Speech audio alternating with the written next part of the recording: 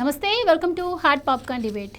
ముఖ్యమంత్రి చంద్రబాబు ఈరోజు కలెక్టర్ల సమావేశం నిర్వహించారు. కూటమి ప్రభుత్వం అధికారంలోకి వచ్చిన 10 నెలల్లోనే ఇది మూడోసారి జరుగుతున్నటువంటి కలెక్టర్ల సమావేశం.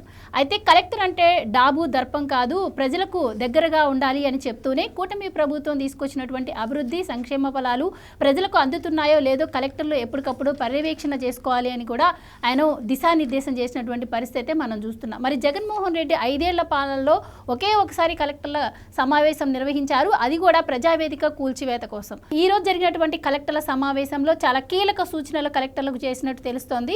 ముఖ్యంగా ఏదైతే ఈ పోలవరం బనకచర్ల ప్రాజెక్టు ఉందో దీనికి చంద్రబాబు గారు తెలుగు తల్లికి జలహారతి అని పేరు పెట్టిన విషయం మనందరికీ తెలిసిందే. ఇది ప్రాజెక్టు పూర్తయితే రాయలసీమ సస్యశ్యామలం అవుతుంది అని కూడా ఆయన చెప్పడం జరిగింది. మరి ముఖ్యంగా ఈ ప్రాజెక్ట్ పూర్తవడానికి ఎంత వ్యయం అయ్యే అవకాశం ఉంది, అలాగే ఎంత టైం పట్టే అవకాశం ఉంది, ఆయన చిరకాల కళ అని చెప్పిన నేపథ్యంలో దీన్ని కంపల్సరీగా నెరవేర్చే అవకాశం ఉందా? ఇక ముఖ్యంగా కలెక్టర్లకు ఈరోజు ఇచ్చినటువంటి దిశానిర్దేశం ఏ విధంగా ఉంది, ఇలాంటి అంశాలన్నీ ఈరోజు డిబేట్లో చర్చిద్దాం. మనతో పాటు డిబేట్లో పార్టిసిపేట్ చేసేందుకు స్టూడియోలో ఉన్నారు senior political analyst Madhusudan Reddy గారు. నమస్కారం అండి. ఈరోజు కలెక్టర్ల సమావేశం నిర్వహించారు చంద్రబాబు గారు. ఒక పక్క మంత్రులకు రేటింగ్ ఇస్తూనే మరో పక్క కలెక్టర్లకు కూడా 3 నెలలకు ఒకసారి ఆయన మీటింగ్ పెడుతున్నటువంటి పరిస్థితి. సో రాష్ట్రం మీద ఎంత శ్రద్ధ పెట్టి ఆయన పరిపాలన చేస్తున్నారని ఇక్కడే అర్థమవుతుంది. అందులోనూ అధికారులు కూడా చాలా అలర్ట్గా ఉంటున్నటువంటి పరిస్థితి. సో ఈ రోజు కలెక్టర్లకు ఎలాంటి సూచనలు సలహాలు ఆయన ఇవ్వడం జరిగింది, మీరేం చెప్తారు? కలెక్టర్ల సదస్సు అనేది 3 నెలలకు ఒకసారి అంటే మనకి 4 సంవత్సరంలో 4 దఫాలు పెట్టుకొని వాళ్ళకి ఇచ్చినటువంటి టార్గెట్ ఎంతవరకు రీచ్ అయ్యారు, నూతన ఆలోచన విధానాలను ఏ విధంగా షేర్ చేసుకోవటం, ఇంప్లిమెంటేషన్ చేయటం, అంటే కంపేర్ చేసుకుంటారు. ఒక డిస్టిక్ కలెక్టర్ ఇంకొక డిస్టిక్ కలెక్టరు ఎంతవరకు వచ్చారు అన్న విషయంలో అన్ని రంగాల్లో, ఎడ్యుకేషన్ రంగం అయితేనేమి, వ్యవసాయ రంగం అయితేనేమి, మెడికల్ రంగం అయితేనేమి, అన్ని రకాలుగా రాష్ట్రానికి సంబంధించిన ప్రభుత్వానికి సంబంధించినటువంటి లక్ష్యాలు ఎంతవరకు రీచ్ అయ్యారు, ప్రభుత్వ ఆలోచనలకి షేర్ చేసుకుంటూ వాటిని ఇంప్లిమెంటేషన్ చేయాల్సింది కలెక్టర్లే. జిల్లా స్థాయిలో అడ్మినిస్ట్రేటివ్ ఆఫీసర్గా, సివిల్ సర్వెంట్గా ఆయన బాధ్యత. అది బాధ్యత విస్మరించినటువంటి కలెక్టర్లకి కొంచెం సురకలు అంటిస్తాడు. లేదు కొంచెం నిర్లిప్తతో ఉంటే వాళ్ళని కొంచెం చూసుకోవయ్యా, ప్రభుత్వ లక్ష్యాలకి, ప్రజలకి ఇచ్చినటువంటి లక్ష్యాలని చేరువు కావాలంటే మీరు కొంచెం గట్టిగా పనిచేయాలని చెప్పేది. ఎమ్మెల్యేలు ఉన్నప్పటికీ ఏంటంటే అల్టిమేట్గా మనకి ఎగ్జిక్యూటివ్ బాడీ ఏదైతే యాక్టివ్గా లేకపోతే ప్రభుత్వం ఆశలన్నీ నిరాశతగా పడతారనమాట. ఎగ్జిక్యూటివ్ బాడీ పనిచేయాలి. చంద్రబాబు గారు నదుల అనుసంధానం కోసం ఇది తెలుగు తల్లికి జలహారతి అని తీసుకొచ్చారు. పోలవరం బనకచర్ల నదుల అనుసంధానం, దీనివల్ల భవిష్యత్తులో అసలు నీటి సమస్య ఉండదని, రాయలసీమ సస్యశ్యామలం అవుతుందని ముఖ్యంగా ఇది ఆయన జీవితాశయంగా కూడా చెప్తున్నారు. సో దీనికి అంటే కేంద్ర రాష్ట్ర ప్రభుత్వాలు అలాగే ప్రైవేటు హైబ్రిడ్ భాగస్వామ్యం ఉంటేనే ఇది త్వరగా పూర్తవుతుందని కూడా ఆయన అభిప్రాయం వ్యక్తం చేయడం జరిగింది. సో ఇది ఎంత వ్యయం అయ్యే అవకాశం ఉంది, దీని ప్రాజెక్ట్ వ్యయం ఎంత వచ్చి ఇది ఎప్పటికీ పూర్తి అవుతుందంటారు? అసలు చంద్రబాబు గారి కళ నెరవేరుతుందంటారా? దీనివల్ల మరి రాయలసీమకు కావచ్చు, మరి కొన్ని లక్షల ఎకరాలకు ఆయకట్టు కూడా అవుతుందంటారు. సో దీనివల్ల ఎలాంటి ఫలాలు రాష్ట్రం అందుకోబోతుందంటారు? ఇది ఒక పెద్ద ప్రోగ్రాం. గతంలో జలయజ్ఞం అంటే ధనయజ్ఞం అన్నారు. ఇప్పుడు నేను అంటుండేది ఏంటంటే తెలుగు తల్లికి జలహారతి అని నామకరణం చేసి ఈ పోలవరం టు బనకచర్ల, పోలవరం అనేది గోదావరి నది మీద బహుళార్థక సార్థక ప్రాజెక్టు. అదేవిధంగా బనకచర్ల అనేది రాయలసీమలో కర్నూలు జిల్లాలో ఉన్నటువంటి ఒక ప్రాంతం. ఈ గోదావరి నీళ్ళని బనకచర్లలోకి తీసుకుని పోస్తే రాయలసీమ ప్రాంతంలో ఏదైతే ఉందో కుందూ రివర్ కానీ, పెన్నా రివర్ కానీ, పాపాగ్ని కానీ, చిత్రావతి కానీ, హంద్రీ నీవా నదులు కానీ, వీటన్నిటినీ కూడా నీళ్లు లేని నదులై వర్షాధారపు నదులు. జీవనది దక్షిణ గంగ అయినటువంటి గోదావరి నీళ్లు కానీ అక్కడ కానీ తీసుకుపోగలిగితే రాయలసీమనికి మనం బాగు చేసిన వాళ్ళం అవుతుంటాం. ఈ మార్గ మధ్యంలో మనం ఏమవుతుందంటే చిన్నవి పెద్దవి 40 పైగా నదులు ఉన్నాయి మనకి. అక్కడ నాగావళి, వంశధార, మహేంద్ర తనయ వాటితో మొదలు పెట్టుకుంటే మనకి కృష్ణ, గోదావరి, పెన్న ఇట్లా చిన్న పెద్ద కలిపి 40 నదులు పైగా ఉంటాయి మనకి. వాటిల్లో ఎట్ ప్రజెంట్ ఏంటంటే 136 ప్రాజెక్టులు ఉన్నాయి. ఈ 136 ప్రాజెక్టులు ఉన్నప్పటికీ కూడా నీళ్ళని నిల్వ చేసుకొని ఒక వైడేమో అనావృష్టి ఉంటే మరోవైపు ఏమో అతివృష్టి ఉంది. ఇప్పుడు కృష్ణా గోదావరి జిల్లాల్లోకి వచ్చేసరికి ఏమో అతివృష్టి, నీళ్లు పుష్కలంగా ఉంటాయి. అదేవిధంగా ఇటు రాయలసీమకు వచ్చేసరికి ప్రకాశం, నెల్లూరు, ఇటు రాయలసీమ ఉమ్మడి 4 జిల్లాలు 6 జిల్లాల గురించి నీళ్ల కోసం ఎదురు చూస్తున్న పరిస్థితి. దీన్ని శాశ్వతంగా చేయాలంటే తెలుగు తల్లి జలహారతి అనే ఒక ప్రోగ్రాం తీసుకొని దాదాపుగా ఏంటంటే ఈ పోలవరం నుంచి బనకచెర్ల దాకా నీళ్లు తీసుకుపోగలిగితే ఈ రాష్ట్రానికి పట్టిన దరిద్రం ఒడిచిపోద్ది, వాటర్ సమస్య తీరిపోద్దని 81,900 కోట్ల రూపాయల ప్రాజెక్టు మీద ఇంత పెద్ద ప్రాజెక్ట్ని కేంద్రం మద్దతు లేకుండా నిర్మించడం అనేది చాలా కష్టంతో కూడిన పని. 81,900 కోట్ల రూపాయలు. దీనికి సంబంధించినటువంటి డిపిఆర్లు సిద్ధం చేశారు. కొంతమంది ఎంపీలు పర్యావరణ అనుమతుల కోసం తిరుగుతున్నారు. ఖచ్చితంగా ఈ అనుమతులు అయితే వస్తాయి. వచ్చినప్పుడు 4 సంవత్సరాల్లో దీన్ని కంప్లీట్ చేయాలని ఒక టార్గెట్ పెట్టుకున్నారు 4 ఇయర్స్లో. ఈ 4 ఇయర్స్లో ఉన్నప్పుడు ఏంటంటే దీంట్లో నీకేమైందంటే ఒకవైపు పోలవరం నిర్మాణం జరుగుతూనే ఉండాలి, మరోవైపు బనకచెర్ల నిర్మాణం జరగాలన్నప్పుడు ఏంటంటే ఆల్రెడీ మనకేందంటే పోలవరం రైట్ కెనాల్ కంప్లీట్ అయిపోయింది, కృష్ణాని అనుసంధానం చేస్తుంది. మనకి దాని నుంచి మీకు ఇంకా బొల్లాపల్లి రిజర్వాయర్ దాకా వాటర్ గ్రావిటీ ద్వారా వెళ్ళిపోతాయి కొద్దిగా కష్టపడితే. బొల్లాపల్లి రిజర్వాయర్ నుంచి ఇంక బనకచెర్లకు నీళ్ళు ఎత్తుకొని పోయేది ఒక యజ్ఞం అన్నమాట. ఇక్కడ ఫారెస్ట్ ల్యాండ్ మధ్యలో అడ్డం ఉంది. శ్రీశైలం దగ్గర ఏదైతే నల్లమల్ల ఫారెస్ట్లో ఉందో అక్కడ కొంచెం ఫారెస్ట్ అనుమతులు కొంచెం ఇబ్బందిగా అవుతుంది. మధ్యలో ఏంటంటే భూసేకరణ కష్టాలు కూడా కొన్ని ఉంటాయి.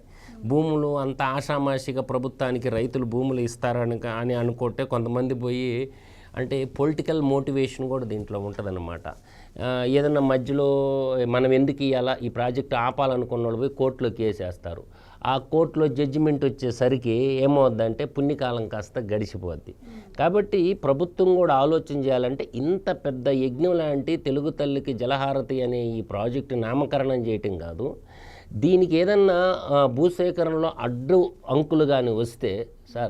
అడ్డంకులు కానీ వస్తే దీనికి సపరేట్గా ఒక కోర్టుని ఏర్పాటు చేయాలి. భూసేకరణకు సంబంధించినటువంటి సపరేటు ప్యానల్ జడ్జిమెంట్ని కానీ ఏర్పాటు చేసుకొని ఎవరైనా సరే మీకు ఏదైనా అభ్యంతరాలు ఉంటే కోర్టులో పెట్టి యుద్ధ ప్రాతిపదికన దాన్ని కావాల్సినటువంటి జడ్జిమెంట్లు కూడా ఇచ్చేసేయాలి. అది రైట్ ఆర్ రాంగ్ అంటే ల్యాండ్ అక్విజిషన్ భూసేకరణ చట్టం ప్రకారం 2013 ప్రయోగిస్తారు, భూములు డబ్బులు చెల్లిస్తారు. ఇప్పుడు నేను అనేది ఏంటంటే కొన్ని ప్రాజెక్టులకి డబ్బులు రైతులకు ఇవ్వలేదనుకో పూర్తిగా వాళ్ళు భూమిని బదలాయింపు చేయరు. ఎందుకంటే ఒక 80% అమౌంట్ ఇచ్చేసి మీ రిమైనింగ్ అమౌంట్ కోసం వేల సంవత్సరాలు ఎదురు చూసినటువంటి సందర్భాలు ఎన్నో ఉన్నాయి. సోమశిల ప్రాజెక్టు కంప్లీట్ అయిపోయింది, ఆ నీళ్లు పోతానే ఉంటుంది, కానీ కొంతమంది రైతులకి నేటికి కూడా డబ్బులు లేవు. అట్లా శ్రీశైలం డ్యాము కట్టిన బాధితులు ఉన్నారు, సోమశిల ప్రాజెక్టు కట్టిన బాధితులు ఉన్నారు. ఏ ప్రాజెక్టులో కూడా బాధితులు కొంతమంది మిగిలిపోతానే ఉంటారు. ఇటువంటి సమస్యలు లేకుండా నేననేది ఏంటంటే ఈ పోలవరం టు బనకచెర్ల ప్రాజెక్టు జాతికి అవసరం, తెలుగు జాతికి అవసరం, అది సౌత్ ఇండియాకు కూడా అవసరమే. సౌత్ ఇండియాకు కూడా ఎందుకు అవసరం అంటే ఇప్పుడు తమిళనాడు ఉంది, ఈ తమిళనాడుకి నీళ్లు పోవాలా అంటే తమిళనాడు ఎంటైర్ స్టేట్ కూడా నీళ్ళు లేక అల్లాడిపోతూ ఉంది తమిళనాడు. ఒకవైపు ఏమో గోదావరిలో సర్ప్లస్ వాటర్ ఉంది. ఎప్పుడు కర్ణాటక వాళ్ళకి కావేరి, తమిళనాడు వివాదం మనం చూస్తూనే ఉంటాం. కాబట్టి అటు తమిళనాడు వాళ్ళకి కూడా మనం సాయం చేసిన వాళ్ళంగా ఉపయోగపడతాం. అందుకని దక్షిణ గంగా అంటారు గోదావరిని ఎప్పుడు కూడా. అందువల్ల ఈ ప్రాజెక్టుకు సంబంధించినటువంటి భూసేకరణ ప్రక్రియ కానీ వర్క్ ప్రక్రియ కానీ ఇది త్వరితగతిన పరిష్కరించాలనుకున్నప్పుడు ఒక స్పెషల్ కలెక్టర్ని పెడతారు, దానికి సపరేషన్ ఒక టీంని ఏర్పాటు చేస్తారు. ఇప్పుడు బీపీసీఎల్ వచ్చింది, బహుశా బీపీసీఎల్ ఉంది, మా దగ్గరే ఉంది బీపీసీఎల్. అక్కడ ఒక సపరేట్ టీంని పెట్టారు, సపరేట్ కలెక్టర్ని పెట్టారు, సపరేటు టీంని పెట్టి భూసేకరణ కానీ ఆ పనులన్నీ చూస్తున్నారు. అట్లాగే ఈ పోలవరం బనకచెర్ల దానికి రెవెన్యూకు సంబంధించినటువంటి భూసేకరణకు సంబంధించినటువంటి సపరేట్ టీము, పర్యావరణానికి సంబంధించిన సపరేట్ టీము, తర్వాత డిపిఆర్ ఎస్టిమేషన్లు తయారు చేసేదానికి సపరేట్ టీము. ఇంత ఖర్చు పెట్టిన తర్వాత రాష్ట్రానికి వచ్చే ఆదాయం ఏంటి, ఇది కూడా మనం లెక్కలో వేసుకోవాలి. కానీ ఇక్కడ ఒక ఆశ్చర్యకరమైనటువంటి లెక్క నేను చదివినప్పుడు చెప్తాను. ఈ లెక్క ఏడాదికి 12,294 కోట్లు ఆదాయం వస్తుంది, అదేవిధంగా ఏడాదికి 11,776 కోట్లు ఖర్చు అవుతుందని చెప్పాడు. ప్రాజెక్ట్ అయిపోయిన తర్వాత ఇంపాసిబుల్, ఈ ఖర్చుగానే కాదు. అసలు నీకు రాష్ట్ర ప్రభుత్వానికి ఈ ప్రాజెక్టు వల్ల ఆదాయం 12,294 కోట్లు వచ్చేది వాస్తవమే. కానీ ప్రాజెక్టు నిర్మాణం అయిన తర్వాత ప్రతి సంవత్సరం 11,776 కోట్లు ఖర్చు వస్తుందని చెప్పడం అంటే ఇదైతే నేనైతే నమ్మడం లేదు. ఎందుకంటే ఇంత ఖర్చు అయితే రాదు. ఏ ప్రాజెక్ట్ అయినా నిర్మాణం అయిన తర్వాత దాంట్లోకి వచ్చిన దాంట్లో చాలా లీస్ట్గా ఖర్చు వస్తుంది. శాలరీస్ అయినా చేసుకున్నా, మెయింటెనెన్స్ చూసుకున్నా ఖర్చు ఇంత పెద్ద ఆదాయానికి మించిన ఖర్చు అయితే రాదు. అందువల్ల దీన్ని కొంచెం క్లారిఫికేషన్ చూసుకోవాలా. ఏదో ముఖ్యమంత్రి గారిని తప్పుదోవ పట్టిస్తున్నారని ఈ డాక్యుమెంట్లో అర్థమవుతుంది నాకు తెలిసినంత వరకు. ఇది మాత్రం చాలా జాగ్రత్తగా ఈ డిపిఆర్ తయారు చేస్తారు. రెండోది ఏంటంటే ఇక్కడ ఏదైతే ఎనర్జీ ఉందో, ఏదే లిఫ్ట్ చేయడానికి కొంత ఎనర్జీ వాడతారు. ఏది బనకచెర్లకి వాటర్ పోవాలంటే 2 లిఫ్ట్లు వాడాలి. ఈ 2 లిఫ్ట్లకి ఎంతైతే వాడతారో అంత రిటర్న్ మళ్ళీ కరెంట్ గవర్నమెంట్కి వస్తుంది. ఏదైతే వీళ్ళు వాడుతున్నారో అప్పర్ స్టేజ్కి పోయి మళ్ళీ వాటర్ డౌన్ స్టేజ్కి పోతాయి. అక్కడ మళ్ళీ కానీ వాటర్ కానీ మనం కానీ ఐడియల్ ఎనర్జీని కానీ క్రియేట్ చేసుకోగలిగినామంటే మనం ఏదైతే వాడతామో లిఫ్ట్కి అంతే పవర్ని మళ్ళీ జనరేట్ చేయొచ్చు. ఆ అవకాశం కర్నూలు జిల్లాలో ఉంది మనకి. ఎందుకంటే మీకు బొల్లాపల్లి రిజర్వాయర్ కాడి నుంచి ఏదైతే మనకి ఇక్కడికి మార్కాపురం దగ్గరకు పోయి మార్కాపురం నుంచి అక్కడి నుంచి బనకచెర్ల పోయేటప్పుడు కొద్దిగా పవర్ లిఫ్ట్కి అవసరమే కాదంటంలా. ఎట్ సేమ్ టైం ఏంటంటే మళ్ళీ డౌన్ ఫాల్ అవ్వద్దు వాటర్ అక్కడ. కాబట్టి డౌన్ అయినప్పుడు అక్కడ మళ్ళీ ఐడియల్ ఎనర్జీని, పంపుడ్ స్టోర్ ఎనర్జీని క్రియేట్ చేసి తద్వారా దీనికి వాడుకోవచ్చు అన్నమాట. అండ్ బ్యాలెన్స్ ఈక్వల్ అయిపోద్ది. ఒకటి లిఫ్ట్ చేయటం వల్ల అయ్యే పవర్ ఖర్చు, తర్వాత ఏంటంటే నీకు డౌన్ స్ట్రీమ్లో మళ్ళీ కరెంట్ క్రియేట్ చేయొచ్చు. ఈ ఐడియాని కూడా ఈ టెక్నాలజీ కూడా వినియోగించుకుంటే ఈక్వల్ అయిపోద్ది. ఎత్తిన దానికి మళ్ళీ తయారైన దానికి ప్యారలల్ అయిపోద్ది అనమాట. దీన్ని కూడా ముఖ్యమంత్రి గారు అదే చెప్పాడు నిన్న. మీరు చెప్పింది కరెక్ట్ కాదు, ఆఫీసర్లకి గైడెన్స్ చేసి మీరు మార్చండి డిపిఆర్, ఎత్తటానికి ఎంత పవర్ ఖర్చు అవుతుందో అక్కడ పవర్ తయారు చేయొచ్చు. ముఖ్యమంత్రి గారే అన్నారు అధికారులతోటి. కాబట్టి డిపిఆర్ మార్పు చేయండి అని చెప్పాడు. ఎంత లిఫ్ట్ చేయడానికి ఎంత పవర్ అవసరం అవ్వద్దో తర్వాత మళ్ళీ జనరేషన్ చేయొచ్చు, పవర్ పంపుడు స్టోరేజ్ ద్వారా జనరేట్ చేయొచ్చు అని ముఖ్యమంత్రి చేసి 10 రోజుల్లో మళ్ళీ కూర్చుందాము, ఆ విధంగా డిపిఆర్ తయారు చేసుకోరామని రాష్ట్ర ముఖ్యమంత్రి గారు సజెస్ట్ చేశారు అధికారులకి. It's good value. అదేవిధంగా ఇప్పుడు పునరుత్పాదక రంగం సోలార్ ఎనర్జీ ఉంది. ఈ సోలార్ ఎనర్జీ ఈ కాలువ లైన్లకి left side right side DVS గారు ఆ కాలువలను కూడా వాడుకోవాలి. సోలార్ ఎనర్జీ క్రియేట్ చేసుకోవడానికి ఆ పంట కాలువలు ఏవైతే ఇంత పొడుగున కాలువలు పోతున్నప్పుడు భూసేకరణకి ఎక్కువగా పోకుండా ఈ సోలార్ పునరుత్పత్తి అంటే సోలార్ ఎనర్జీ కూడా క్రియేట్ చేసుకోవచ్చు. ఏదైతే పోలవరం టు బనకచెర్ల దాకా కాలువ ఎన్ని కిలోమీటర్లు పొడుగుపోతుందో ఆ రిజర్వాయర్లో కూడా బ్యాలెన్సింగ్ రిజర్వాయర్లు ఏవైతే వాడుతున్నారో వాటిల్లో కూడా ఈ యొక్క సోలార్ విద్యుత్ శక్తి ప్లేట్లు కూడా ఇది ఫోటోవాల్టిక్ సీట్స్ కూడా పెట్టుకొని జనరేట్ చేసుకోవచ్చు. అందువల్ల పవర్ ఎంతైతే వాడతారో మళ్ళీ అంత ఉత్పత్తి చేసుకునేదానికి ఈ పోలవరం బనకచెర్ల కాలువ బాగా ఉపయోగపడుద్ది. కాబట్టి ఇక్కడ నేను వ్యాలిడ్ పాయింట్ ఏంటంటే ఇక్కడ ఏడాది ఖర్చు 11,776 కోట్ల మీద ఒక శ్వేత కన్ను వేయాలి. అంత ఖర్చు కాదు, మెయింటెనెన్స్ ఖర్చు అంత రానే రాదు. దీంట్లో ఒక 1000 కోట్లు 2,500 కోట్లు ఖర్చు వస్తుంది, అంతకు మించి అయితే రాదు. కాబట్టి దీని మీద దృష్టి సారించాలి ముఖ్యమంత్రి గారు కూడా. ఆదాయం వస్తుంది, ఇప్పుడు ఇండస్ట్రీలకు వాటర్ వస్తుంది, తర్వాత వ్యవసాయానికి ఉద్యానవన పంటలకి వాటర్ వస్తుంది, తర్వాత పట్టణాలకు తాగునీరు వస్తుంది, పల్లెలకి పట్టణాలకి తాగునీరుతో పాటు పరిశ్రమలకి తాగునీరు వస్తుంది, వ్యవసాయానికి ఉద్యానవన పంటలకి కూడా సాగునీరు అందుబాటులోకి వస్తుంది. కాబట్టి నీరు లేకుండా ఏ పని చేయలేరు. అంటే ఇండస్ట్రియలైజేషన్కైనా వాటర్ కావాల్సిందే, అగ్రికల్చర్కైనా వాటర్ కావాల్సిందే, హార్టికల్చర్కైనా వాటర్ కావాల్సిందే. ఏ పరిశ్రమ నడవాలంటే నీళ్లు చాలా ఇంపార్టెంటు. అందువల్ల భూములు ఇంపార్టెంట్. భూములు పుష్కలంగా ఉండే, నీళ్లు పుష్కలంగా ఉండే. చిత్తశుద్ధితో ఈ ప్రాజెక్టును కానీ 4 సంవత్సరాల్లో కానీ కంప్లీట్ చేయగలిగితే రాష్ట్ర ప్రభుత్వం ఇంక బాబు గారికి తిరుగుండదు. అందువల్ల తెలుగు తల్లికి జలహారతి నామకరణం అద్భుతంగా ఉంది. దీనైతే నేను అప్రిషియేట్ చేస్తా.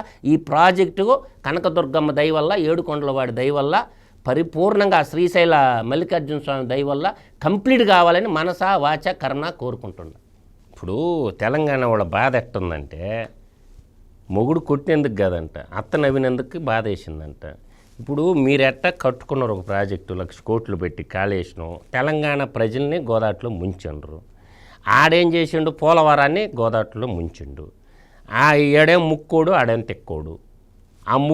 ఈ ముక్కోడేమో కాళేశ్వరం కట్టి కథలు చెప్పి వాడు కుటుంబంకి లక్షల కోట్లు సంపాదించుకొని వాడు తెలంగాణ ప్రజలను గోదాట్లో ముంచిండు.